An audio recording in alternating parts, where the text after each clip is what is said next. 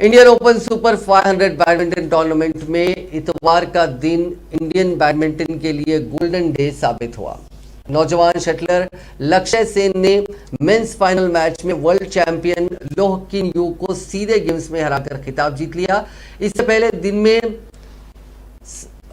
सात्विक साइरस रंकीरेड्डी और चिराग शेट्टी की जोड़ी ने मेंस डबल्स के फाइनल में 3 बार की चैंपियन इंडोनेशियाई जोड़ी को हराकर खिताब जीता। रेड्डी और शेट्टी की नंबर 1 इंडियन जोड़ी ने मेंस डबल्स फाइनल में इंडोनेशिया के मोहम्मद एहसान और हेंड्रा सेतियावान को हराया।